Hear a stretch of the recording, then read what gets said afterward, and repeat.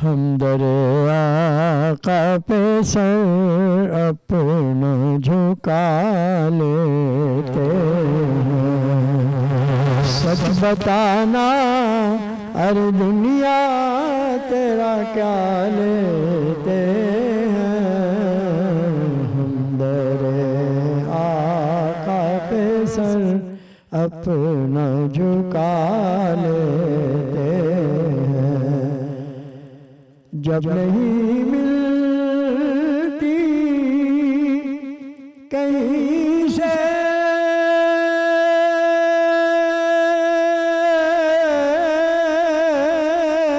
भी सुकून की दौलत तेरी महफिल तेरे दीवान सजा लेते हैं। तेरी महफिल तेरे दीवान सजा लेते हैं। हम दरे आका पे सर अपना झुका लेते हैं। वक्त की कैद नहीं है ये करम की बातें।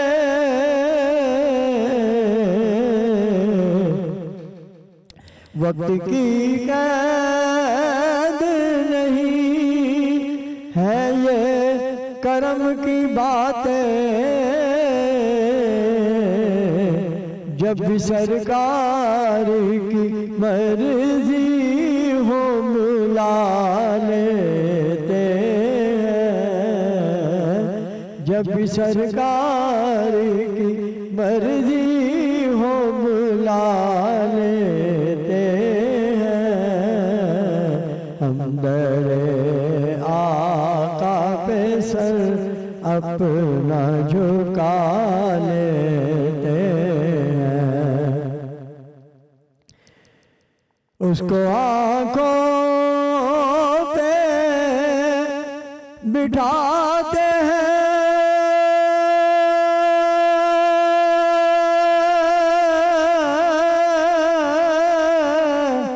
ज़माने वाले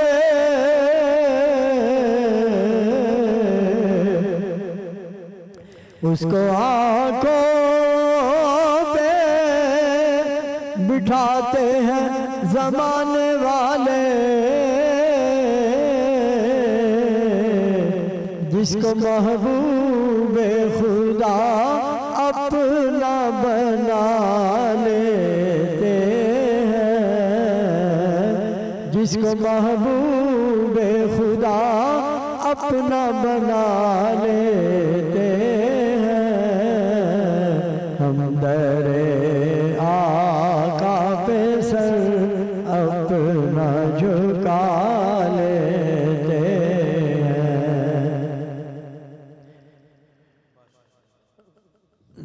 सुभान अल्लाह। मरगूब अहमद हमदानी साहब, जब भी पाकिस्तान में नात का जिक्र होता है तो कुछ चेहरे ऐसे हैं जो नात की पहचान है पाकिस्तान में, और हमदानी साहब उन चेहरों में से एक हैं। हमदानी साहब, आपका बहुत शुक्रिया, बहुत खूबसूरत अपने अंदाज से नाते रसूल करीम सल्लल्लाहु अलैहि वसल्लम पेश कर रहे थे। इस उम्मीद और दुआ के साथ कि आप खैरियत से हैं। आज एक और सिलसिला खैर रमज़ान है, 15 रमज़ानुल मुबारक, और उसमें हमारा और आपका साथ। उम्मीद है कि रोज़ा आपका बखैर वाफ़ियत तकमील की जानिब गामज़न है। मैं इमरान हसन हूँ और हम कोशिश करेंगे कि हम आज की इस नशिस्त के अंदर भी बहुत अपनी क्या कहना चाहिए काबिल अमल तरीके से न सिर्फ गुफ्तगू कर सकें बल्कि कुछ ऐसी बातें भी आपके सामने रखें जिसका हमारी अमली ज़िंदगी के अंदर कुछ ना कुछ अमल दखल ज़रूर है और हमें सीखने का मौका मिले। जो मौजू है हमारा वो बड़ा अहम है। हम अगर रहमत, शफ़क़त, हमदर्दी इन औसाफ़ के बारे में बात करते हैं तो ये वो औसाफ़ हैं जिन्हें अल्लाह रब्बुल इज़्ज़त बेहद पसंद फरमाते हैं। मखलूक़ खुदा के साथ रहमदिली के साथ पेश आना, मखलूक़ खुदा की खिदमत, आपके जो क़राबतदार हैं उनके साथ अच्छा सलूक करना, इसारे नफ्स से काम लेना, ये सारे अमाल अगर मिलाएं तो इसको हम सिले रहमी कहते हैं। ये सभी औसाफ तभी मुमकिन हो पाते हैं जब कोई इंसान हुस्न सलूक को अपनी ज़िंदगी की आदत बना ले और कोशिश शुरू कर दे अच्छाई की जानिब गामज़न होने की।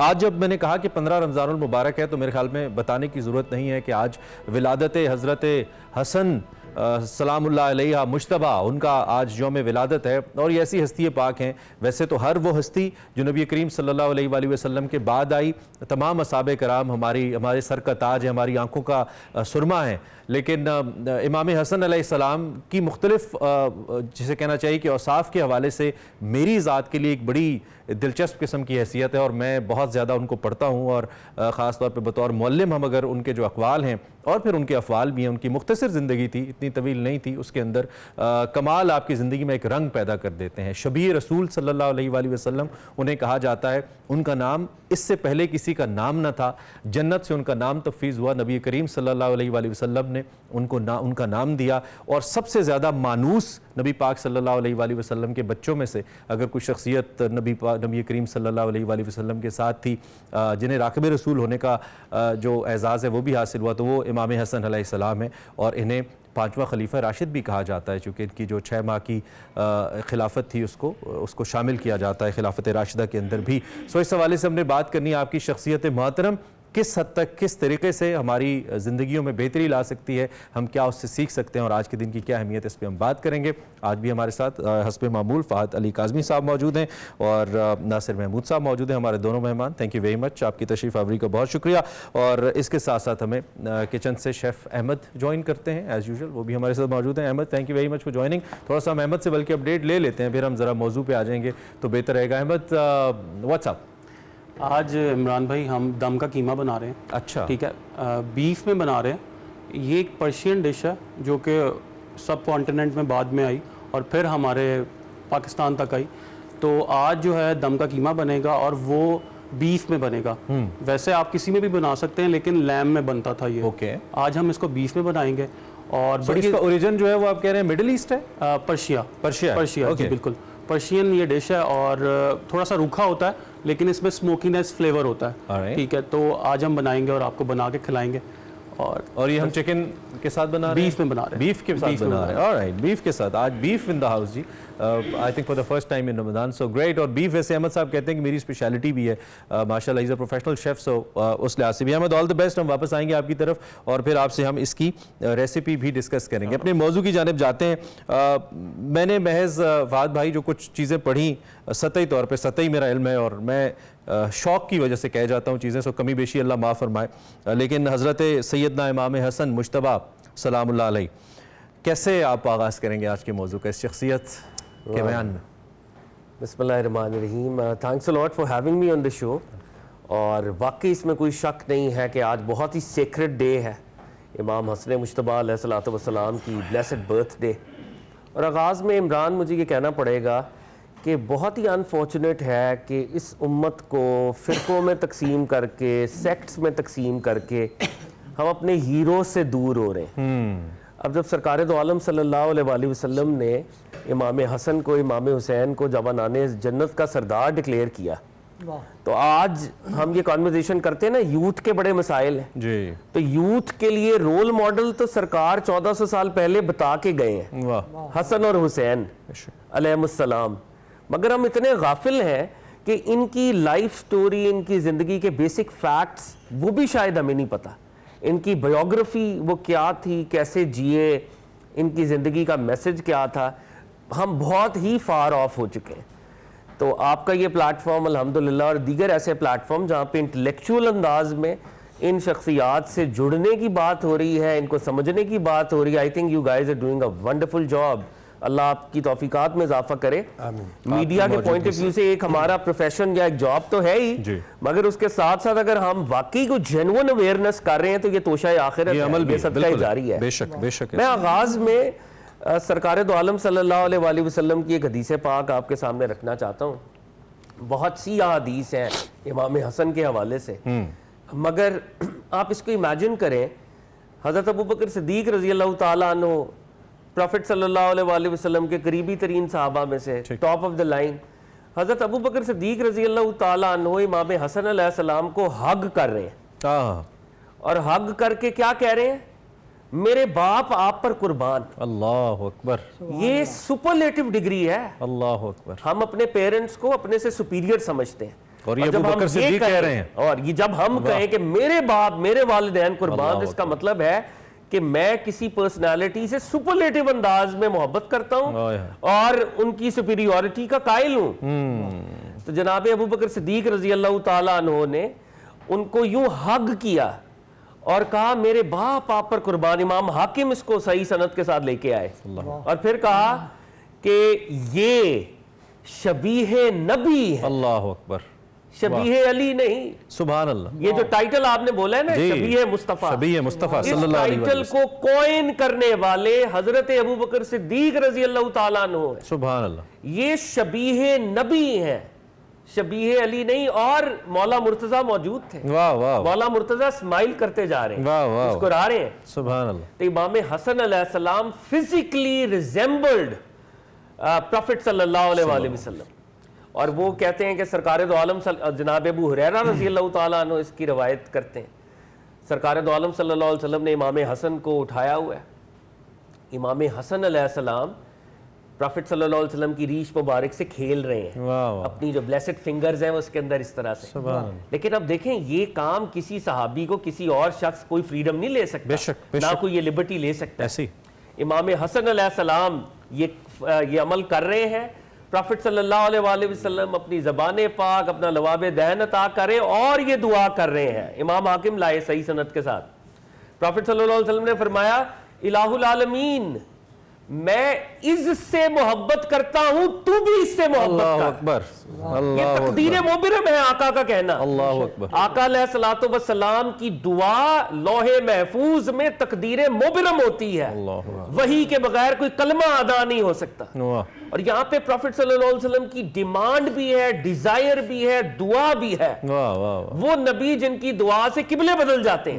वो कह रहे हैं, इलाहुल आलमीन, मैं इससे मोहब्बत करता हूँ, तू भी इससे, आप भी इनसे मोहब्बत। सुभान अल्लाह। मैंने अगर आपको यहाँ ना रोका ना तो नासिर भाई महरूम रह जाएंगे, क्योंकि बात औसाफ की हो रही है तो सबको हिस्सा मिलना चाहिए भाई। आज तो ऐसी तौफीक की बात है कि हम सब थोड़ा थोड़ा अपना हिस्सा मिलाएं, और मैं इन दोनों अजान की बरकत से अपना हिस्सा मिला रहा हूँ, क्योंकि माशाल्लाह जो इल्म अल्लाह ने आपको अता किया। नासिर भाई यहीं से आगे। बिस्मिल्लाहिर्रहमानिर्रहीम। बहुत ही खूबसूरत शख्सियत का जिक्र है, बहुत ही खूबसूरत मजलिस है आज।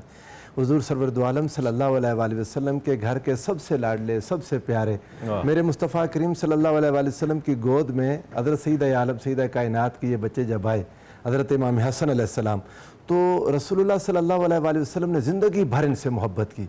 और हुजूर के सहाबा, हुजूर के अहले बैत, सारों की निगाहों का मरकज़ इमाम हसन हुसैन थे। हर कोई इनसे प्यार करता था, हर कोई जानता था कि रसूलुल्लाह इनकी खुशी में खुश होते हैं, रसूलुल्लाह इनकी नाराज़गी में नाराज़ होते हैं। तो सो जहाँ भी जाते, मोहल्ले में, गली में, इर्द गिर्द, हर कोई इनसे प्यार करता था। और ये महबूब रसूल खुदा सल्लल्लाहु अलैहि वसल्लम शख्सियात हैं, हसनैन करीमैन सलामुल्लाहि अलैहिमा, सैयदना इमाम हसन मुज्तबा और सैयदना इमाम हुसैन अलैहिस्सलाम।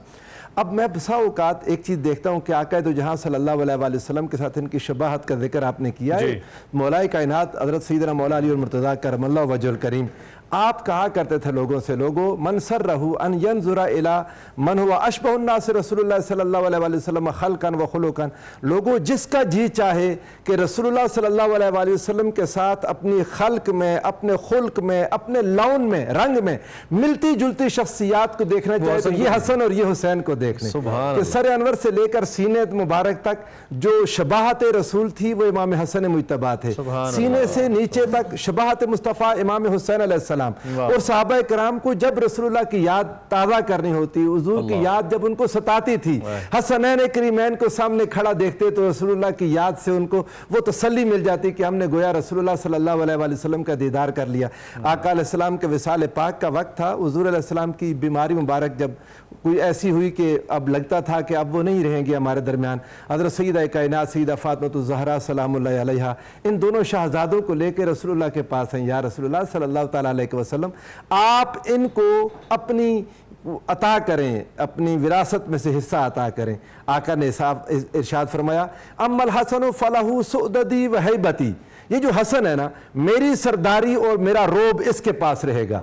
वफी रिवायत फलहू हैअती, आका अलैहिस्सलाम ने फरमाया जैसा मैं दिखता हूं, दिखने में मेरे जैसा हमेशा हसन लगेगा, और जो हुसैन है उनके पास मेरी सखावत और मेरी अता है। तो हुजूर नबी करीम सल्लल्लाहु अलैहि वसल्लम ने इन दोनों शहजादों के साथ वो सखावत और वो अता फिर जमाने ने देखी। मैं जरा इसी तरफ आना चाहता हूँ, और मेरा आज का मौजू ज्यादा फहद भाई, मैं चाहता हूँ इस पे हम फोकस करें। जो एक इंटेलेक्ट था शख्सियत का, being the grandson of holy prophet हजरत मोहम्मद मुस्तफ़ा सल्लल्लाहु अलैहि वसल्लम and then being a son of हजरत अली करमुल्लाह वजह, वो आना तो था ही आपके अंदर, लेकिन वो वस्फ दुनिया ने देखा भी। लेकिन उसके साथ साथ वो एक होता है कि आप एक इंटेलेक्चुअल हैं, लेकिन उस इंटेलेक्ट का असर दुनिया पे ऐसे नहीं हो रहा कि जिससे किसी किस्म की कोई नक्स बर्पा हो जाए। हालांकि जिस वक्त हजरत अली करमुल्लाह वजह दुनिया से गए और खिलाफत के मसाइल बने, तो उस वक्त जितने वाइज डिसीजन इमाम हसन अलैहिस्सलाम ने लिए, अगर वो ना लिए जाते तो शायद उम्मत की या इस्लाम की शक्ल ये ना होती जो हमें आज मिलती है। इस पर ज़रा थोड़ी रोशनी डाली उनके इंटेलेक्ट के हवाले से। ये दो लेवल्स पे मैं इस क्वेश्चन को लेना चाहूँगा। इसमें तो कोई शक नहीं है कि जो इमाम हसन अलैहिस्सलाम की इंटेलेक्ट थी, वो ऑफ कोर्स वो प्रॉफिटिक लाइट से वो चिराग जला हुआ था, तो इसमें तो कोई दो राय नहीं है। जिन हालात में आप खलीफा बने थे, वो हालात बड़े कॉम्प्लिकेटेड, बड़े पेचीदा थे। और इमाम हसन अलैहिस्सलाम की उसवा क्या है, आप हक पर हों मगर उम्मत के ग्रेटर गुड के लिए बाज़ औक़ात आप अपने हक को गिव अप कर देते हैं। अल्लाह अकबर, वाह। आप अपने हक को भी सखावत कर देते हैं, अता कर देते हैं फॉर द ग्रेटर गुड। ऐसी एक आपका जाती मफाद है, मबनी बर अदल है, आप डिजर्व करते हैं कि वो पोजीशन आपके पास रहे, लेकिन आप पोजीशन को इसलिए गिव अप कर रहे हैं कि कुछ ऐसी पेचीदगी आ गई है, कॉम्प्लिकेशन आ गई है कि उस कॉम्प्लिकेशन को रिजॉल्व करने का तरीका यह है कि वक्ती तौर पे मैं एक स्टेप पीछे हो जाऊं। ये बहुत बड़ी बात होती है हमारे पॉलिटिशियंस के लिए, हमारे ताकतवर तबकों के लिए। ये उसवा बड़ा इंपॉर्टेंट है। हम हक पर नहीं है तो एक एक स्टेप क्या, कई के किलोमीटर्स आगे हैं, और यहाँ पे हक भी है, लेकिन फिर भी पीछे हट गए for the greater good, for the greater good. और इस बात को ज़हन में रखें कि सरकार दो आलम सल्लल्लाहु अलैहि वसल्लम ने सुलह हुदैबिया फरमाई, ट्रीटी ऑफ मदीना, हक पे सरकार दो आलम है सल्लल्लाहु अलैहि वसल्लम। ट्रीटी की क्लॉजेस वक्ती तौर पे लग रहा है कि मुसलमानों के खिलाफ है, मगर वो जो ट्रीटी है, वो जो हुदैबिया की ट्रीटी है, वो कल्मिनेट हो रही है फतह मक्का के ऊपर, एक ग्रेटर विक्ट्री है। ठीक है, मैं इसको आगे जरा लिंक करूंगा। ब्रेक पे हमने जाना है, एक ब्रेक हमने लेनी है। इमाम हसन शबी मुस्तफ़ा सल्लल्लाहु अलैहि वसल्लम, आज उनका यौम विलादत है, विलादत बासादत है, इस पर हम बात करेंगे। ब्रेक लेते हैं, ब्रेक के बाद वापस। खैर रमज़ान में एक बार फिर आपको खुशामदीद। नातों की वैसे तो तारीख़ है, नबी करीम सल्लल्लाहु अलैहि वसल्लम के दौरे रहमत से लेकर उस वक्त जब असाब उनकी शान में नाते पढ़ा करते थे, और फिर एक सिलसिला चला जब ये बड़े सग़ीर तक पहुंचा, और फिर मैं आगे इसको अगर अपने मुल्क के अंदर ले आऊँ तो कई दिहाइयों से कई आवाज़ें हैं जो हमारे कानों में रस घोल रही हैं। और जैसा कि प्रोग्राम के आगाज़ में भी मैंने हमदानी साहब का जिक्र किया, जब भी आते हैं एक इस्तारा है, ऐसा लगता है कि नात की पहचान बहुत से लोगों ने हमें पाकिस्तान में, हम बच्चों को जो जिन्होंने इनको सुना बचपन में और अब भी करवाई। और फिर कुछ नाते ऐसी है जैसे मस्जिद नबवी के मीनार नज़र आए, नात का जिक्र कर रहे थे। तो हमदानी साहब से मैंने सोचा ज़रा थोड़ी बात भी कर लीजिए। एक तो आप जब भी आते हैं हमें बहुत ही खैर बरकत महसूस होती है कि आप तशरीफ़ लाएँ। बताइए कुछ, रमज़ान कैसा गुजर रहा है, सेहत कैसी है? ये बड़ी अच्छी बात आपने की है। अल्लाह ताला का शुक्र है कि पहला अशरा वो रहमत का होता है, फिर मग़फ़िरत का, फिर बख्शिश और निजात का। तो पहला अशरा भी बहुत अच्छा गुजरा, कोई भूख नहीं लगी, कोई प्यास नहीं लगी, माशाल्लाह। पूरे मतलब बुजुर्गी में हो सकता है ना, कुछ हो सकता है। जी बिल्कुल ऐसी है। तो फिर अब दूसरा अशरा चल रहा है, तो उसमें आज देखें, आज यौम विलादत इमाम हसन है, तो आज अल्लाह ताला ने कितना अच्छा दिन बनाया हुआ है। बेशक खूबसूरत दिन है, ठंडी मौसम हवाएं बहुत चल अच्छा रही है, है, बड़ी ठंडी हवाएं चल रही है, बिल्कुल बादल ऐसी हैं। है। इसमें कोई ये चीज़ आपने पॉइंट आउट कर दी। वैसे मौसम वाकई बहुत और ज़्यादा तेज़ बारिश आती तो लोगों की दौड़ें लग जाती हैं। ऐसे ही है। तेज़ बारिश नहीं आई, हल्के हल्के छींटे आए हैं। हमदानी साहब, आवाज़ माशाल्लाह कायम है अपनी जगह पे, अल्लाह कायम रखे इतने अरसे से। और जब भी आप पढ़ते हैं, क्या कोई टोटका है, कोई नुस्खा है? नहीं, ये इनाम है इसका, ये अल्लाह ताला का एक इनाम है। वालिद साहब ने पहले हाफ़िज़ कुरान बनाया था, अल्लाह अकबर। तो उनकी दुआओं से, उनकी तरबियत से 55 साल तरावी पढ़ाई, नमाज तरावी। अच्छा। तो मैं कहता हूँ जो आवाज़ चल रही है ये अल्लाह ताला कुरान पाक की बरकत से चला रहा है। खूबसूरत हाँ जी, खूबसूरत 55 साल तरावी थोड़ी तो कि नहीं जब है। हमेशा कलाम इलाही अदा हुआ और फिर हज़रत मोहम्मद मुस्तफ़ा सल्लल्लाहु अलैहि वसल्लम की सिफ्त बयान हुई तो आवाज़ में बरकत रहना तो बनता है। आप बहुत शुक्रिया, हमारे साथ मौजूद हैं, आपसे अभी नात भी हमने सुननी है। भाई साहब, एक तो हमदानी साहब को ज़रा खिराज तहसीन पेश कर नहीं सकते, हमारे पास अल्फाज नहीं, बहुत बड़ी शख्सियत है माशाअल्लाह। Getting back to the topic, मैं इमाम हसन सलामुल्लाह अलैहि के इंटेलेक्ट के हवाले से और ख़ास तौर पर जो नौजवानों का फ़ात भाई ने शुरू में जिक्र किया कि नौजवानों के लिए उन्होंने कुछ नसीहतें की। मैं अभी आते हुए भी कुछ अक़वाल पढ़ रहा था इमाम हसन अलैहिस्सलाम के, जिसमें उन्होंने जो ज़िंदगी का मीनिंग है, I mean how to spend your life, और ज़िंदगी में कौन से काम डूज एंड डोंट्स हैं, वो बड़े कैटेगोरिकली बताए हैं और ऐसे बताए हैं कि इंसान हैरान हो जाता है कि अच्छा इस चीज़ पे तो मैं फोकस नहीं कर रहा, लेकिन इसकी हकीकत तो ये है, ख़ास तौर पर दुनिया के हवाले से। इस पे क्या कहेंगे? दरअसल आप देखें कि हुज़ूर नबी करीम सल्लल्लाहु अलैहि वसल्लम के बेटे हैं मेरे आका के। हुज़ूर अलैहिस्सलाम ने फरमाया अल्लाह ने हर नबी की ज़ुर्रियत उसकी सुल्ब में रखी और मेरी ज़ुर्रियत, मौला अली की तरफ इशारा किया, फरमाया इसकी सुल्ब में रखी, और क़यामत तक हुज़ूर अलैहिस्सलाम की औलाद का ये आगाज़ है। इमाम हसन कुफार कहते थे ना कि हुज़ूर अलैहिस्सलाम को मोहम्मद माअज़ल्लाह अस्तग़फिरुल्लाह अबतर हो गए, तो अल्लाह रब्बुल इज़्ज़त ने उसका जवाब दिया था, इन्ना आतैना कल कौसर। उस आतैना कल कौसर की पहली तफसीर इमाम हसन मुज्तबा अलैहिस्सलाम थे कि जब आप इस दुनिया में आए और फिर आपके ज़रिए अल्लाह ने हसनैन करीमैन के साथ जो हुज़ूर अलैहिस्सलाम की औलाद को फैलाया, तो वह अबतर कहने वाले तो वाकई इन शान का वल अबतर हो गए। अब जब हुज़ूर अलैहिस्सलाम की औलाद हैं, हुज़ूर के बेटे हैं, आका अलैहिस्सलाम से सारा फैज़ पाया, जो आपने कहा ना कि उनके अक़वाल ज़िंदगी का खुलासा है, कैसे नहीं होगा। इनके मुंह में लुआबिदैन मुस्तफ़ा जाता है, हुज़ूर अलैहिस्सलाम इनके साथ प्यार करते हैं, आका अलैहिस्सलाम इनको अपने गले लगाते हैं, यशुम्मुहुमा व यदुम्मुहुमा, आका इनको गले लगा के कंधों पे सवार हो जाते हैं, इनको चूमते रहते हैं, मेरे आका इनको सूंघते रहते हैं, मेरे आका इनसे प्यार करते रहते हैं। जिसको एक निगाह मेरे मुस्तफ़ा देख लें और तज़किया कर दें, उसका आलम क्या हो जाता है।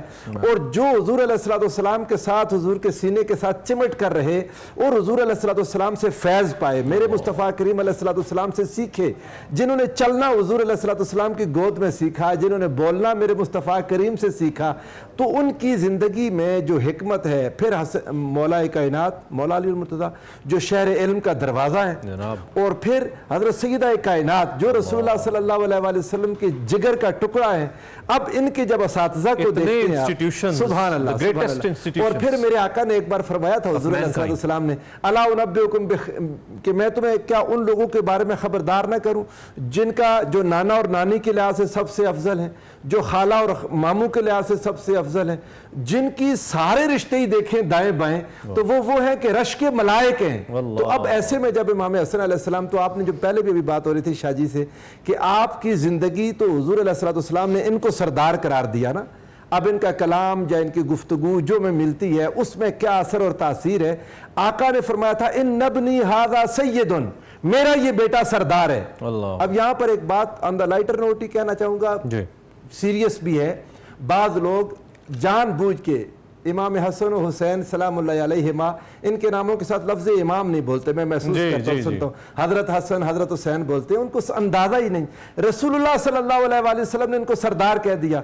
हम तो हर किताब के मुसन्निफ को भी ये बड़ा अहम नुक्ता है जिसकी तरफ आपने तवज्जो दिलाई। मेरे पास सिर्फ एक जुमले में अर्ज करता हूँ कि हमारे पास किताब के मुसन्निफ मुअल्लिफ हदीस में, तफसीर में, फ़िक़्ह में हमने बेशुमार इमाम, हमारी मस्जिद के 2 रकात के इमाम भी हमारे इमाम हैं। तो इन हस्तियों के साथ लफ्ज़ इमाम ना लगाना समझ नहीं आती, और ये हस्तियां मोहताज भी नहीं है ऐसे किसी भी टाइटल। अफाद भाई इसको आप आगे कंटिन्यू करें। देखें, हम इंटेलेक्ट की जब बात कर रहे थे और जो पिछली लाइन ऑफ कॉन्वर्जेशन हो रही थी, इमाम हसन अलैहिस्सलाम की जो पॉलिटिकल लाइफ है उसने हमें एक चांस दिया, एक अपॉर्चुनिटी दी कि हम खिलाफत राशिदा के मॉडल पर वापस चले जाएं। और वो खिलाफत राशिदा का मॉडल अगर रहता तो शायद इस्लामिक एम्पायर की एक और तरह की फ्लाइट होती, हम एक और लेवल पे एक्सटेंशन जो हो रही थी वो ना रुकती, और वो एक और ये स्पिरिचुअल खास तौर पे एक्सपेंशन की बात है, क्योंकि नबी सल्लल्लाहु अलैहि वसल्लम की हदीस है, आपने फरमाया कि मेरे बाद 30 साल तक खिलाफत रहेगी, फिर काट खाने वाली मलूकियत होगी, फिर जाबिराना हुक्मरानी होगी, और आखिर में फिर मेरे मनहज पर दोबारा खिलाफत होगी, जो इमाम मेहदी की तरफ इशारा है।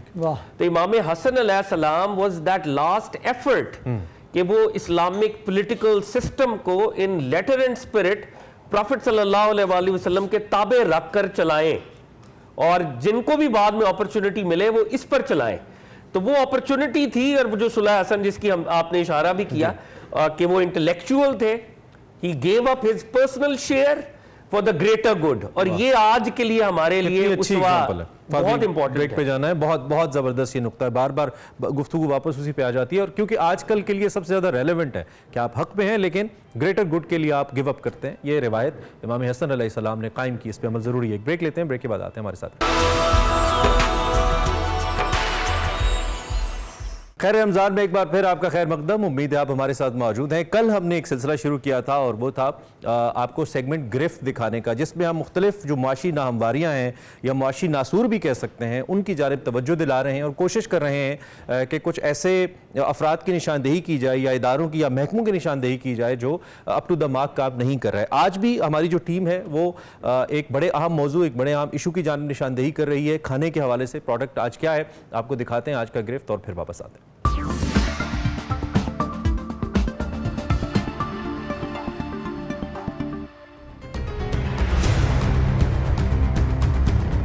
कमर्शियल फ्राइंग और इससे बनने वाली अशिया का इस्तेमाल हमारे यहाँ जरूरत से ज्यादा है। चीज का मेयार और इसकी तैयारी कैसी ही हो, बस दिखने में अच्छी और जायके में लजीज होनी चाहिए, और बस इसके आगे कुछ नहीं सोचना, ना खाने वाले को और ना ही बनाने वाले। थाना सुरजानी टाउन की हुदूद में कच्ची आबादी में नाले के साथ मौजूद एक कारखाने में चिप्स तैयार किए जाते हैं। यहाँ का हाल देखने के लिए टीम गिरफ्त ने कुछ खुफिया रिकॉर्डिंग की। इस रिकॉर्डिंग के बाद deputy director Sindh food authority Zahid Ahmed Rahujo के हमरा टीम ने वहां का दौरा किया। हमारे यहाँ दाखिल होते ही कचरे से भरे इस कंटेनर ने हमारा इस्तकबाल किया। यहाँ इस हौज में आलू कटाई से पहले धोए जाते हैं, जिसका हाल देखकर लग रहा है कि इस हौज की बरसों से सफाई नहीं की गई। मैं आपको पानी दिखाती हूँ कि ये पानी, आप ये देखें, ये पानी है, और ये यहाँ से ये झाग भी थोड़ी सी देख लें। जिस तरह से ये आलू जो वॉश किए जा रहे हैं, आलू को जो धो रहे हैं, मतलब क्या है ये बच्चे खा रहे होते हैं। ये जब वॉशिंग कर रहे हैं ना इसको, आलू चिप्स को, ये यहाँ एक जो टैंकी है उसमें फिल्टर लगाना चाहिए इनको, जो वीकली चेंज होता रहता है। फिल्टर पानी साफ आए उससे वॉश करें, और ये ड्रेनेज सिस्टम देखें, ये बिल्कुल कवर होना चाहिए जी, ठीक है। अच्छा मुझे ये बताइए, ये जो आपका ये ऑयल है वो कहाँ पर है? पामोलिन वाला अभी तो नहीं पड़ा, ये आया नहीं अभी तक आया हुआ। ये चिप्स तैयार किए जा रहे हैं जो पैकेट में मिलते हैं और बच्चे बड़े शौक से खा रहे होते हैं। ये देखें, ये तमाम तर गंदगी से निकलकर यहाँ पर जो है वो आखिरकार तले जा रहे हैं। ये देखें, ऑयल पता नहीं किस पोजीशन में, ऑयल शीट भी नहीं है इनके पास। अच्छा वो मसाला है, वो इस मसाले में ये लगाते हैं? इसी मसाले में ये लगाते हैं। ये जी ये मसाले हैं, और ये बिल्कुल खुला छोड़ दिया है इन मसालों को। लूज ऑयल लेते हैं वहाँ से, बड़े बड़े ड्रमों से, मगर ये डब्बे इस्तेमाल। खुर्दनी तेल का मरकजी जुज ट्राइग्लिसराइड है, जो कि ग्लिसरॉल और फैटी एसिड का मुरक्कब है। इसके अलावा और भी बहुत से जुज खुर्दनी तेल में शामिल होते हैं। इस सिलसिले में कई तजुर्बात और स्टडीज के मुशाहिदे में ये बात सामने आई है कि खुर्दनी तेल को बार बार गर्म करने से इसमें पैदा होने वाले ये जुज जिस्म के टिश्यूज को नुकसान पहुंचाना शुरू करते हैं, साथ साथ जिस्म में चिकनाई का तनासुब खराब करते हैं और DNA को डैमेज करते हैं, जिसके बाद ब्लड प्रेशर का बेकाबू होना, कोलेस्ट्रॉल में इजाफा, दिल की बीमारी, टाइप 2 डायबिटीज, अल्जाइमर और काफी हद तक कैंसर का सबब बनते हैं।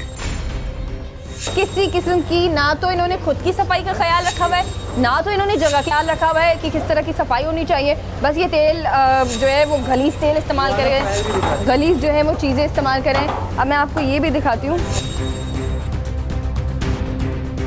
आप ये तेल देख रहे हैं कितना ज़्यादा काला हो चुका है, और इस तेल को ये लोग बार बार इस्तेमाल करते रहेंगे। कई रोज तो दूर, सारा दिन जल जल के ये तेल इंसानी सेहत के लिए किसी जहर से कम नहीं रहता, मगर कम लागत में ज्यादा से ज्यादा मुनाफा कमाने की लालच और बेहिसी ने लोगों की आंखों पर पट्टी बांध रखी है। आप क्या करते हैं? मैं तो आलू वाला हूँ। आलू वाले हैं आप, तो आपको कैसे पता कि तेल बार बार इस्तेमाल हो रहा है? सामने आती है ना अच्छा अच्छा, तो ये बात तो कुक के ऊपर होती है ना सर, आप तो आलू का काम करते हैं। भाई साहब देखो, ये खाने पीने वाली चीज़ है, आप इसको हल्का नहीं लें, ठीक है? लोग खा रहे हैं, इंसान खा रहे हैं, किसी जानवर के लिए नहीं बना रहे हैं। आप लोगों का फौरी तौर पर इनके ऊपर क्या एक्शन होगा? मैडम, हमने ये सारी चीज़ें आपको दिखा दी हैं, हम एक चेक लिस्ट इनको देंगे, उसी चेक लिस्ट के थ्रू हम इन पे फाइन भी करेंगे, इसको सील भी करेंगे जी, क्योंकि यहाँ पर गंदगी बहुत ज़्यादा है। ये ना फुल लाइसेंस इनके पास, ना मेडिकल है, ना उसके अलावा और डॉक्यूमेंटेशन है, ये रजिस्टर ही नहीं है। मछली वगैरह, जाले वगैरह आप देख लें। जिस तरह के यहाँ पर इन्वायरमेंट बनाया हुआ है ना, ऐसा लगता नहीं है कि ये इंसान जो है वो ये चीज़ें खाएंगे। सिर्फ कुछ पैसों के चक्कर में जो है ये आपके मेरे बच्चे ये चीज़ें खा रहे होते हैं, और ये लोग जो है वो पैसे बना रहे होते हैं इस तरह की चीज़ों से। कटाई के बाद ये जगह जहाँ की दीवारें जले हुए तेल से स्याह हो चुकी हैं, ये साफ साफ कह रही हैं कि यहाँ जलने वाले तेल को सारा दिन दहकाकर किस कदर लापरवाही के साथ चिप्स तैयार किए जाते हैं। यहाँ खुले कड़ाव में दहकता स्याह तेल ऐसी बदबू दे रहा है कि जिसमें आलूओं को तलने के बाद तेज मसाला ही इस बदबू पर काबू पा सकता होगा।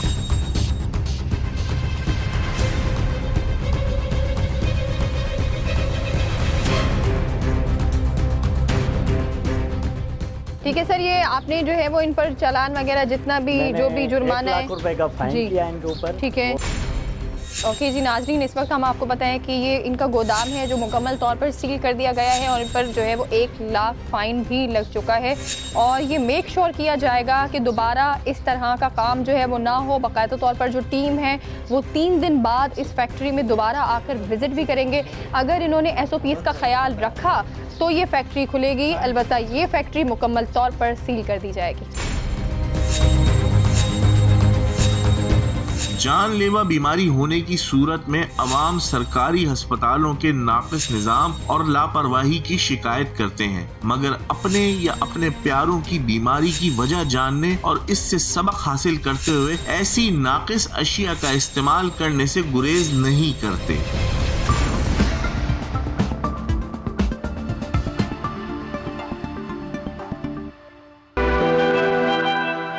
खैर रमज़ान में एक बार फिर आपका खैर मकदम है, और बिल्कुल इस हिस्से में जब हमारी कोशिश होती है कि हम ज़रा किचन की अपडेट आप तक पहुंचा दें। इस वक्त अपडेट नहीं है, एवरीथिंग इज़ रेडी। सो बगैर किसी तवक्कुफ़ के हम अहमद साहब की तरफ चलते हैं और उनसे जानते हैं कि आज उनका दम कीमा तैयार है या नहीं। अहमद साहब, ओवर टू यू। जी, हमारा दम का कीमा रेडी हो चुका है। अच्छा, रेडी हो चुका है? बिल्कुल रेडी हो चुका है। दम का कीमा फेमस है अपने स्पाइसेस की वजह से, फेमस है अपने स्मोकी टेक्सचर की वजह से और फ्लेवर की वजह से। ठीक है। दम का कीमा जो हमने रेडी किया है वो बड़े नॉमिनल स्पाइसेस में रेडी किया है। जीरा और इसके साथ यूज़ किया हमने सूखा धनिया। तो स्टार्ट से ज़रा रेसिपी क्विकली बताएं हमें। ठीक है, हमने प्याज और टमाटर का एक पेस्ट बनाना है जिसके अंदर 100 ग्राम प्याज होंगे, 100 ग्राम टमाटर होंगे। इनको ऑयल में हमने भूनना है, इसको कलर नहीं देना, इसको एक्स्ट्रा ऑर्डिनरी पकाना नहीं है। ये पर्शियन खाने की जो है सबसे पहले पहचान है। ठीक है, हमारे पाकिस्तानी खाने बहुत भूने जाते हैं, ये नहीं भूना जाता। इसको ज्यादा भूनना नहीं है। एग्जैक्टली, ज्यादा नहीं भूनना, थोड़ा खड़ा खड़ा रखते हैं। ठीक हो गया। इसी के साथ साथ हमने जो है इसको उसके बाद हमने कीमा डाला और इसके साथ इसकी भुनाई की है थोड़े से ऑयल में। ठीक है, एंड पे हमने कुटी हुई जो धनिया है और कुटा हुआ जीरा उसके साथ इसकी गार्निशिंग की है। और ये देखें, रेसिपी कार्ड भी डिस्प्ले हो रहा है जी, आप स्क्रीनशॉट ले सकते हैं इफ यू वांट, और you can click a picture जी। अच्छा, वाओ। और एंड पे हमने इसको जो है कोयले का दम भी दिया है। अच्छा, ठीक है, अगर आप लकड़ी पे नहीं पका रहे तो वो देना ज़रूरी है। प्रेफरेंस ये है कि लकड़ी पे पकाएं। लकड़ी पे पकाएं। अगर जिस तरह नहीं बनता मॉडर्न घरों में या घरों में नहीं बन पा रहा, तो ये जो है हमने इसको कोयले का एंड पे दम देना है। और इसके ऊपर जो मैं ये गार्निशिंग कर रहा हूँ, ये हरी मिर्चों की, अदरक की और जो फ्रेश कोरिएंडर है उसकी कर रहा हूँ। ये थोड़ा सा ग्रीन अनियन भी जाएगा। अच्छा, इसके साथ एक और स्टेपल आइटम है जो कि प्याज है। ठीक है, ठीक है, प्याज है और ये हमने इसके अंदर डाल के We have 15 more seconds, Ahmad. ठीक है, और ये देखें, अरे वाह, ठीक है। वाह वाह। और आज जो हमने कीमा तैयार किया है वो किया डालडा के अंदर, ओके। जहाँ ममता वहाँ डालडा। वाह डालडा, बिल्कुल जनाब, कई सालों से आपका एतमाद है, डालडा हमारे स्पॉन्सर्स भी हैं। अच्छा जी, एक ब्रेक पे जाना है हमने फौरी तौर पे, वापस आना है, डिस्कशन को जारी रखेंगे। कीप वॉचिंग, खैर रमज़ान। खुशामदीद आपको एक बार फिर इमाम हसन सलामुल्लाह अलैहि की विलादत बासादत के हवाले से और 15 रमज़ानुल मुबारक के हवाले से ये हमारी खुसूसी नशिस्त है खैर रमज़ान के अंदर।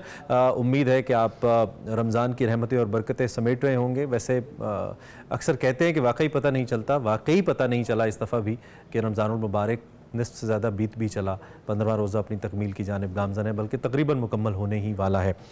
नासिर भाई हमारे साथ मौजूद हैं, फ़ाद भाई हमारे साथ मौजूद हैं। फ़ाद भाई, जब हम ब्रेक पे जा रहे थे तो आप एक नुक्ता लेके चल रहे थे आगे, और आजकल के दौर के अंदर, और फिर मैंने देखा कि ये जो स्टार्टिंग में नबी करीम सल्लल्लाहु अलैहि वसल्लम, फिर इमाम अली पे जब बात आती है और इमाम हसन हुसैन, और फिर आगे जो आइमा का सिलसिला चलता है, तालीम पे बड़ा जोर दिया गया है। और शहर इल्म का दरवाज़ा भी, वो जो अभी एक नासिर भाई ने बात की, वो भी शायद एक ऐसी निस्बत इसीलिए दी गई है कि इल्म को बुनियादी हैसियत, मरकज़ी हैसियत हासिल हो। और फिर ये तो अल्लाह ने अपने रसूल से भी कहा है, कुरान करीम में भी कहा है। आप ज़रा इस हवाले से इमाम हसन अलैहिस्सलाम का विजन हमारे सामने रखिए। बहुत बड़े इंटेलेक्चुअल थे, और ख्वाजा हसन अल बसरी हमारे तसव्वुफ़ की रवायत में, इल्म की रवायत में बहुत बड़ा नाम है जी। ख्वाजा हसन अल बसरी का एक लेटर है जो कि शेख हजबेर हुजूर दाता साहब ने, जो कि खुद शहजादा इमाम हसन है, इमाम हसन की औलाद में से, उन्होंने वो पूरा लेटर कश्फुल माजूब के अंदर रिकॉर्ड किया। अच्छा। हसन अल बसरी रजी अल्लाह ताला उन्होंने इमाम हसन अलैहिस्सलाम को एड्रेस किया। उन्होंने कहा, हुजूर आप नबियों की औलाद हैं, नूर दर नूर, आप कश्ती नूह की मानंद है, आपका ये हक है, हमारा ये आप पर हक है कि आप हमें इल्म मुंतकिल करें, और आपकी ये ब्लेसेड रिस्पॉन्सिबिलिटी है। तो उस दौर में एक बहुत बड़ी डिबेट हो रही थी, और वो डिबेट थी कि तकदीर के मामले के ऊपर बहस थी कि जबर है या कदर है। इसको अगर मैं आसान अल्फाज में बात करूं तो एक स्कूल ऑफ थॉट है जो कहता है कि जी हर चीज प्री डिटर्मिन्ड है, जी, पहले से लिखी गई है, प्री डिटर्मिन्ड है। ठीक। और दूसरी जमात ये कह रही थी कि एब्सोल्यूट फ्री विल है। ठीक। हम जो भी करें, नाउज़ बिल्लाह, खुदा कायनात के अंदर इंटरफियर नहीं करता। कायनात जब बन गई है, इट्स लाइक अ क्लॉक, जब क्लॉक मेकर ने क्लॉक बना दिया, अब घड़ी खुद चलेगी, क्लॉक मेकर इंटरवीन नहीं करता। तो ये दो एक्सट्रीम्स थी, ठीक, और इस पे बहुत डिबेट हो रही थी। तो उन्होंने कहा कि हुजूर इस बारे में बताएं कि ये क्या नजरिया इख्तियार किया जाए, इस पे बड़ी मारो मारी डिबेट्स हो रही हैं, बड़े बड़े फिरके बन रहे हैं, आपकी इसके ऊपर टेक क्या है। तो इमाम हसन अलैहिस्सलाम ने दो फिक्रों के अंदर इस बाइनरी को ब्रेक करके और रिजॉल्व करके रख दिया। अल्लाह अकबर। आपने फरमाया, इस बात पर ईमान रखो, हर खैर और हर शर तकदीर से ही आता है, अल्लाह की तकदीर है। ठीक। और इस पर भी ईमान रखो कि तुम गुनाहों को रब ताला के ऊपर थोप नहीं सकते, अल्लाह अकबर। गुनाहों को रब ताला पर थोप नहीं सकते। तो दाता साहब ने कश्फुल माजूब के अंदर जब भी ये डिबेट आती है, वे इमाम हसन को रेफर करते हैं, और उन्होंने इमाम हसन की इस कॉन्वर्जेशन से एक कंक्लूजन ड्रॉ किया है, और वो क्या है? दाता साहब फरमाते हैं, इमाम हसन अलैहिस्सलाम की तालीमात की रोशनी में जबर से नीचे, कदर से ऊपर, प्री डिटर्मिनिज्म से नीचे, फ्री विल से ऊपर एक लाइन है। मोमिन उस लाइन को डिस्कवर करके उस लाइन पे चलता है। अल्लाह अकबर। ये कॉम्प्लिकेटेड डिबेट है जो इमाम हसन अलैहिस्सलाम ने ख्वाजा हसन अल बसरी को तालीम दी, और ख्वाजा हसन अल बसरी रजी अल्लाह ताला अन्हु ने उनसे ये नॉलेज एक्वायर किया। तो हमारे तसव्वुफ की रवायत के अंदर खास तौर पर शेख मुजद्दद अल फिसानी ने लिखा, दीगर हमारे सूफिया ने लिखा कि वो जो अलूमे बातनिया है, अलूमे मख्फिया है, वो हजरत अली उल मुर्तज़ा बीबी सैयदा कायनात को मुंतकिल हुए, उनके थ्रू हसनैन करीमैन को मुंतकिल हुए। और ये लफ्ज लिखा हुआ है यहाँ पे, ये अहले सुन्नत हमारा अकीदा, कि आइमाए असना Ashari, the 12 blessed imams of अहलुल बैत, ये स्पिरिचुअल मिस्ट्री उनको मुंतकिल हुई। बाज़ औक़ात हम इस टर्म को भी किसी फिरके के साथ जोड़ देते हैं, हम इसको सेक्टेरियनिज्म के साथ जोड़ देते हैं, जबकि शेख मुजद्दद अल फिसानी जो कि नक्शबंदियों के इमाम है, बहुत बड़ी अहले सुन्नत की अथॉरिटी है, फिक में भी तसव्वुफ में भी, वो ये कह रहे हैं कि ये जो स्पिरिचुअल अलूम थे, ये इमाम हसन से आइमाए अहले बैत को मुंतकिल हुए। वाह वाह वाह। ये जो सेक्टेरियनिज्म है ना, इसमें हमें तो कोई शक नहीं है कि इसने बिलाशुबा हमारे इस्लाम को तो नुकसान पहुंचाई है। मुझे याद है हमारी एक सेशन में ये एक सवाल मैंने आपके सामने रखा था, आज मैं दोबारा वो करता हूँ क्योंकि इसको रिपीट करते रहना ज़रूरी है। हमने वो ज़्यादती फिर इन शख्सियात आली मकाम के साथ भी की कि हमने इनको महदूद कर दिया मुख्तलिफ फ़िरक़ों तक और मुख्तलिफ अलक़ाबात तक, और उन अलक़ाबात को मासूम कर दिया एक सर्टन स्कूल ऑफ थाट तक। हालांकि ये इनकी जो हैसियत है वो तमाम उम्मा के लिए ही एक अम्ब्रेला की सूरत में जिसके नीचे इन्होंने ले रखा है सब। इसको अब निकालें कैसे? कुछ हद तक तो हम ये एफर्ट कर रहे हैं यहाँ पे बैठ के, लेकिन क्या कोशिश हो? इमरान हसन भाई, चूँकि आज सैयदना मौला इमाम हसन अलैहिस्सलाम को यौम विलादत है, तो इस दुख के टॉपिक की तरफ ना मैं जानबूझ के नहीं जा रहा था। कई दफ़ा बनता है बात, तो मैं उनके फजाइल पर रहना चाह रहा था। आप अभी ऑफ एयर भी बात कर रहे थे कि इमाम आली मकाम ने बहुत दुख उठाया और वो जिस किस्म के अलकाबात से इसी उम्मत ने फिर सही नवाजा, तो मैं नहीं कह सकता जो दी है। मुझे जो सबसे बड़ी जो आपने लेकिन जो बात की है इतनी बड़ी हकीकत है कि इससे भी अब फिर मुमकिन नहीं है, इंसान फरार नहीं इख्तियार कर सकता। सबसे ज्यादा फिरका वारियत का निशाना भी इमाम हसन मुजतबा बने। अल्लाह, इमाम हसन अलैहिस्सलाम के साथ जो चीज़ें जोड़ दी गई वो अब मैं सुन रहा होता हूँ, बाज़ औक़ात कोई व्हाट्सएप को मुझे करता है, कोई यूट्यूब पर कि ये इमाम ने इतनी शादियाँ को 100 के करीब तो इमाम की शादियाँ निकाली बैठे हैं लोग, इमाम ने 100 निकाह कर ली। और करते क्या थे? ये देखिए इल्ज़ाम है इमाम हसन अलैहिस्सलाम पर, उस शख्सियत पर जिसका किरदार, जिसका अखलाक, जो खल्क में, खुल्क में, लौन में रसूल सल्लल्लाहु अलैहि वसल्लम की तस्वीर है। उसका किरदार क्या जी? एक दिन निकाह करता है फिर तलाक दे देता है। निकाह, यार अल्लाह के बंदो तुम्हें शर्म नहीं आती? अल्लाह के रसूल के बेटे के साथ वो चीज़ें मनसूब कर रहे हो जो आम कोई बिगड़ा हुआ शहजादा भी करे तो लोग उससे नफरत करें। तो इमाम हसन अलैहिस्सलाम के साथ ये चीज़ें मनसूब कर दी गई जिनको रसूलुल्लाह सल्लल्लाहु अलैहि वसल्लम सबसे ज़्यादा मोहब्बत करते थे। अब सारे कोई भी फिरका है, कोई भी, एक बात तो याद रखे कि अल्लाह के रसूल के सबसे ज़्यादा महबूब ये हस्ती थी जिनका आज यौम विलादत है कि हुजूर सरवर दो आलम सल्लल्लाहु अलैहि वसल्लम ने एक बार इमाम हसन हुसैन दोनों कुश्ती लड़ रही है, हदीस पाक में आता है, इसको मुस्नद अबू याला में रिवायत किया गया कि दोनों कुश्ती लड़ रहे हैं हसन हुसैन। तो आका अलैहिस्सलाम कहते हैं हाँ हसन, हाँ हसन। सईदा आलम सईदा कायनात कहने लगी, या रसूलुल्लाह आप हसन को कह रहे हैं तो हुसैन को नहीं कहते? आका ने फरमाया, मैंने देखा जिब्रील अमीन हुसैन को शाबाश दे रहे हैं तो मैंने चाहा मैं हसन को। हजरत मिकदाम बिन मादी करब रदियल्लाहु ताला अन्हु शाम के दरबार में बैठे तो वहां पर हजरत इमाम हसन अलैहिस्सलाम की शहादत का जिक्र आ गया। तो उन्होंने कहा इन्ना लिल्लाहि व इन्ना इलैहि राजिऊन। तो किसी ने पूछा अतराहा मुसीबतुन, क्या आप इसको मुसीबत समझते हैं? आपने फरमाया मैं क्यों ना समझूं, मैंने रसूलुल्लाह सल्लल्लाहु अलैहि वसल्लम को देखा, हसन और हुसैन दोनों को आका ने अपने घुटनों पर बिठाया हुआ, दाएं घुटने पर इमाम हसन है, बाएं पर इमाम हुसैन अलैहिस्सलाम, और आका अलैहिस्सलाम फरमा रहे हैं हसन मेरा बेटा है, हुसैन अली का बेटा है। हसन, या अल्लाह मैं इन दोनों से मोहब्बत करता हूं, तो इनसे मोहब्बत फरमा। अगर उम्मत अपने प्यारे हबीब सल्लल्लाहु अलैहि वसल्लम से मोहब्बत करती है तो इन हस्तियों को फिरका वारियत से बुलंद रखना होगा। हमें फिरका वारियत से निकल कर इन हस्तियों को अपनाना होगा। और इसमें जो उलमा हैं कितनी जिम्मेदारी है उनकी कि उलमा की, कुछ उलमा ने बड़ा मस्बत किरदार अदा किया, let's not name anyone, but अच्छा किरदार उन्होंने अदा किया है। और अब उसके बाद इन शख्सियात को हमारी नौजवान नस्ल पढ़ना शुरू हुई है और समझना शुरू हुई है। ये बहुत अच्छा है, बिल्कुल ऐसे। लेकिन मजीद क्या इसमें करना? अच्छा, इसमें यह है कि उलमा की जिम्मेदारी है कि मोहब्बत अहले बैत को फरोग दें। मोहब्बत अहले बैत रसूलुल्लाह सल्लल्लाहु अलैहि वसल्लम के ये घराना फर्स्ट घराना है जो इस्लाम का, इसके साथ मोहब्बत ईमान है। ये कोई आका अलैहिस्सलाम की औलाद के साथ मोहब्बत को नवाफिल में, मुस्तहब्बात में नहीं है कि मोहब्बत हुई तो बहुत अच्छा है, ना हुई तो काम चल जाएगा, नहीं चलना। ईमान की बुनियाद ही मुकम्मल नहीं होती जब तक हसनैन करीमैन से टूट के मोहब्बत न की जाए। तो आका अलैहिस्सलाम के इन बच्चों के साथ मोहब्बत हुजूर अलैहिस्सलाम ने खुद कहा, कुल ला असलुकुम अलैहि अजरन इल्लल मवद्दत फिल कुर्बा, लोगों जो मैंने तुम्हें दीन अता किया, जो कुरान तुम्हें अता किया, जितनी नेमतें तुम्हें मिली, इसके बदले में अगर मुझे कुछ देना है तो मेरे इन कराबतदारों से मोहब्बत करो। फाद भाई, जो सवाल आपने उठाया है, मेरा ख्याल है इमाम हसन हो, इमाम हुसैन हो अलैहिस्सलाम, ये यूनिवर्सल फिगर है। वाह। और ये सिर्फ आलम इस्लाम के हीरोज नहीं है, ये ग्लोबल हीरोज हैं असल में।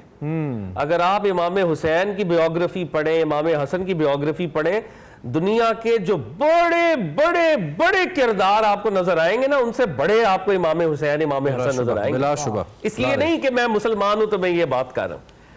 पॉइंट ऑफ स्ट्रेंथ से अपने शेर को कैसे गिव अप करते हैं, इमाम हसन अलैहिस्सलाम ने बताया।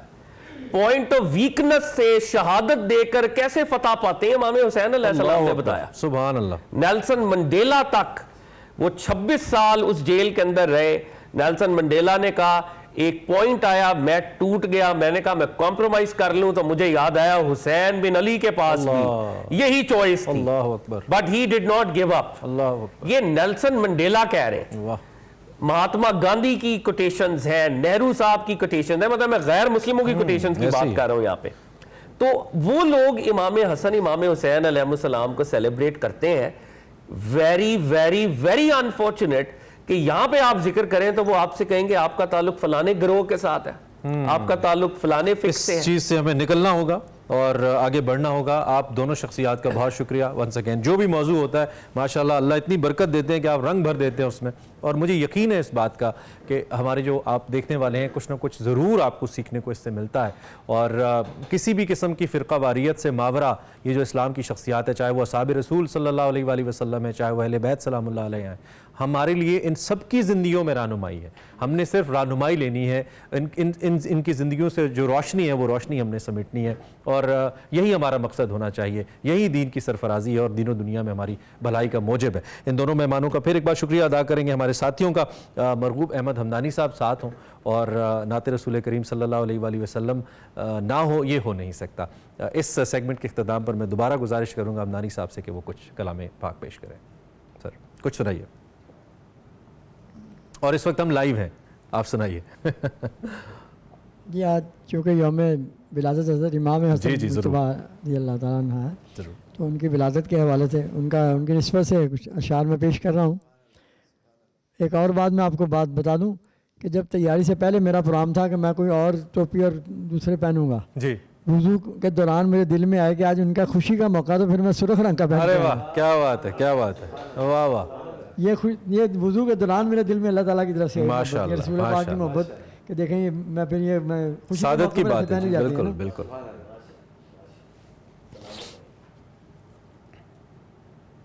मजहरे किबरिया है जनाबे हसन, सैयदे बावफा है जनाबे हसन।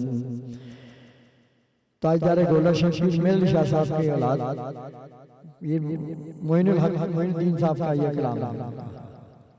मजहरे किबरिया है जनाबे हसन, सैयदे बावफा है जनाबे हसन। नूर चश्मे नबी जान ज़हरा है वो, नूर चश्मे नबी जान ज़हरा है वो, नूर चश्मे नबी जान ज़हरा है वो।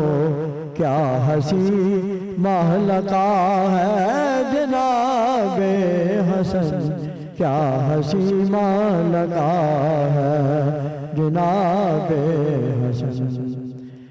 नाम उसका गमों की मरज़ की दवा, नाम उसका गमों की मरज़ की दवा, नाम उसका गमों की मरज़ की दवा। दर्द दिल की दवा है जनाबे हसन, दर्द दिल की दवा है जनाबे हसन। मजहरे किबरिया है जनाबे हसन। सामने उसके चलती नहीं गैरती, सामने उसके चलती। नाज़रीन, प्रोग्राम का आखिरी हिस्सा है। इस उम्मीद के साथ कि आप हमारे साथ जितनी देर मौजूद रहे कुछ ना कुछ हमारी तरह आपको भी सीखने का मौका ज़रूर मिला होगा। प्रोग्राम का इख्तिताम हम उमूमी तौर पर अपने सेगमेंट अखलाकियात से करते हैं, जिसमें वक़ार अहमद मलिक साहब मुख्तलिफ अहम सोशल इशूज़ के ऊपर बात करते हैं आज बच्चे के हवाले से बात हो रही है। वकार साहब की वजह से बच्चे का मुकदमा किताब भी है जिसमें वो बच्चे की साइकी को बड़ा उन्होंने फोकस किया है। आज का जो मौजू है इसमें उनका ये कहना है कि बच्चा जब आप गुस्से में हो या फिर बच्चा जब किसी जज्बाती कैफियत का शिकार हो तो उस वक्त बच्चे को लेक्चर न दें, उस वक्त बच्चे को ज़्यादा स्ट्रेस ना करें किसी चीज़ के ऊपर, शायद उसका असर उल्टा भी हो सकता है। मज़ीद अगर मैं बताऊँगा तो शायद मैं आगे पीछे कर दूँ। आप सेगमेंट अखलाकियात में इस अहम मौजू के ऊपर क्या डिस्कशन हो रही है आप देखिए। इसके साथ ही आज का प्रोग्राम इख्तिताम पजीर होता है। इंशाअल्लाह आपसे मुलाकात होगी कल। उस वक्त तक के लिए अपना ख्याल रखिए और सेगमेंट देखिए।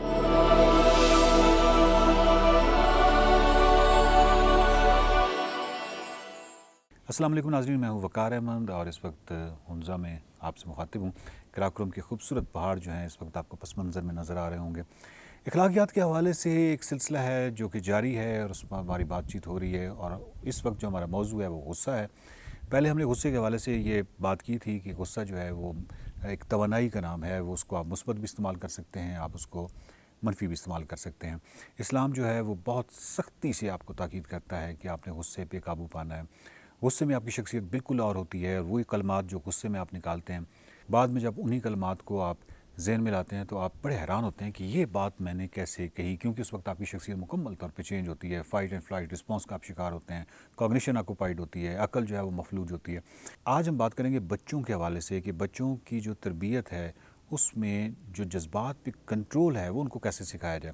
सबसे पहले तो ये गलतफहमी जो है वो दूर कर लीजिए कि हम अमूमी तौर पर ये समझते हैं, ये हमें बताया जाता है कि बच्चों के सामने लड़ना नहीं चाहिए। ये गलत बात है, बच्चों के सामने लड़ना चाहिए। उसकी वजह यह है कि इख्तलाफ जो है वो इंसानी ज़िंदगी का एक इंतहाई अहम हिस्सा है और अगर आप उनके सामने नहीं लड़ेंगे तो आप उनको कैसे मालूम होगा कि इख्तलाफ को हैंडल कैसे करना है। अब जब आपको कहा जाता है कि आप उनके सामने ना लड़ें तो वो वाली लड़ाई है जिसमें गालम गलूच होती है, अब्यूज़ होता है, इवन फिज़िकल अब्यूज़ होता है। ये तमाम चीज़ें ये नहीं करनी चाहिए, बल्कि जब आप के दरमियान में इख्तलाफ होता है और आप बतरीक़े हसन कुछ दलाइल देते हैं और दलाइल देने के बाद एक दूसरे को कायल करते हैं तो बच्चों की तरबियत के लिए एक बहुत बड़ी मिसाल खड़ी कर लेते हैं कि जब भी इख्तलाफ हो तो उस इख्तलाफ को इस तरह दूर करना है। दूसरा जो अहम नुक्ता है बच्चों की तरबियत के हवाले से, वो कभी भी जब वो गुस्से में होते हैं तो खुदा के लिए उनकी तरबियत उस वक्त ना कीजिए। ये वो वक्त नहीं होता है जब आप गुस्से में होते हैं। तो अगर आपकी कोई तरबियत करना चाहे तो आप तो उस वक्त किसी और फेज़ में हैं, आपकी अकल ही मफलूज है, तो आपने दलाइल क्या सुनने हैं, यानी दलाइल अकल नहीं सुनने होते हैं और अकल ऑलरेडी मफलूज होती है। तो बच्चों के हवाले से भी ये बहुत ज़्यादा ख्याल रखा करें कि जब वो गुस्से में हों, इंतहाई गुस्से में हों, उस वक्त उनसे गुफ्तगू ना करें, उस वक्त उनको समझाने की कोशिश ना करें। या उस वक्त आप बड़ी ज़िम्मा हो जाते हैं कि हमने शायद उस वक्त समझा दिया था, उस वक्त जो आपने समझाया था वो कुछ नहीं समझाया था। समझाना जो है वो बिल्कुल बाद की बात है, यानी जब वो गुस्से के बाद बिल्कुल एक नॉर्मल हालत में आ जाते हैं तो उस कंडीशन में उनको समझाना ज़रूरी है। दूसरी बात यह है कि समझाने के लिए जो बहुत ही नॉर्मल तरीन कंडीशन है वो जब वो रात को सोने के लिए जाते हैं, उस वक्त दिन में उनके जो भी इस तरह का बिहेवियर है जो आपने नोट किया है, वो जो बेड टाइम स्टोरी टाइम जिसको हम कहते हैं, ये वो वक्त होता है जब बच्चा जो है उसकी कॉग्निशन फुली, मतलब अकल मुकम्मल तौर पे काम कर रही होती है, वो बिल्कुल सुकून में होता है।